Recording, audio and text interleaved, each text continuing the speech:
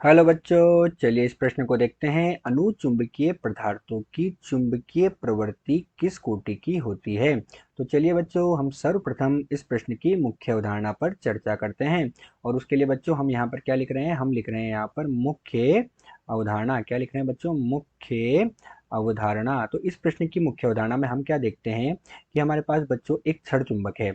ये क्या है बच्चों, छड़ चुंबक है। और इस छड़ चुंबक के पास मैं क्या कर रहा हूँ, एक पदार्थ के कुछ अणु लेकर आ रहा हूँ। तो मेरे पास बच्चों क्या है, इस पात्र में माना कोई पदार्थ है और उस पदार्थ के कुछ अणु यहाँ पर है। तो ये कुछ अणु हैं। जैसे मान लिया कि मेरे पास इस पात्र के अंदर एल्यूमिनियम जो है उसके कुछ अणु हैं। अब मैं क्या करता हूँ, जब इस छड़ चुंबक को इसके पास लेकर आता हूँ तो ये जो पदार्थ होते हैं ये क्या करते हैं, चुंबक के द्वारा हल्के आकर्षित हो जाते हैं। क्या हो जाते हैं, हमारे पास सोडियम हो सकता है, एल्यूमिनियम हो सकता है। तो ऐसे पदार्थ को जब हम या तो चुंबकीय क्षेत्र में रख दें या किसी छड़ चुंबक को उनके पास लाते हैं तो ऐसे पदार्थ क्या होते हैं, चुंबकीय क्षेत्र से हल्के आकर्षित हो जाते हैं। और ऐसे पदार्थ बच्चों हमारे पास कौन से पदार्थ कहलाते हैं, ऐसे पदार्थ हमारे पास अनुचुंबकीय पदार्थ कहलाते हैं, जिनको चुंबकीय क्षेत्र में रखने पर वो हल्के आकर्षित हों।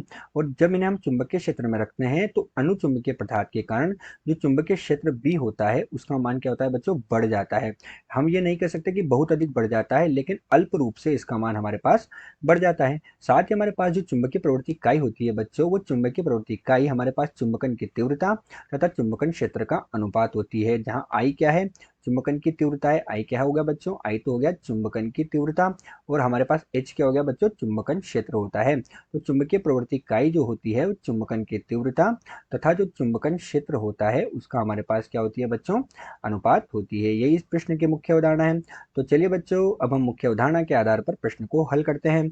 और बच्चों प्रश्न में हमसे क्या पूछा गया कि अनुचुंबकीय पदार्थों की चुंबकीय प्रवृत्ति किस कोटि की होती है। तो बच्चों अनुचुंबकीय पदार्थ जो होते हैं वो चुंबकीय क्षेत्र में रखने पर हल्के से आकर्षित हो रहे हैं, अर्थात में चुंबकीय गुण आ रहे हैं। इसीलिए इनकी जो चुंबकीय प्रवृत्ति होती है वो कैसी होती है बच्चों, धनात्मक होती है। इनकी चुंबकीय प्रवृत्ति जो होती है वो धनात्मक होती है तथा इनकी चुंबकीय प्रवृत्ति का मान 0 से 1 के बीच में होता है। अतः हम इसे कैसे लिख सकते हैं कि इनकी चुंबकीय प्रवृत्ति का मान 0 से तो ज्यादा होता है तथा 1 से कम होता है। 0 से ज्यादा तथा 1 से कम हमारे पास इनकी चुंबकीय प्रवृत्ति का मान होता है। अतः दिए गए प्रश्न में अनुचुंबकीय पदार्थों की चुंबकीय प्रवृत्ति धनात्मक तथा 0 से 1 के बीच में होती है। आशा करते हैं आपको प्रश्न समझ आया होगा। धन्यवाद।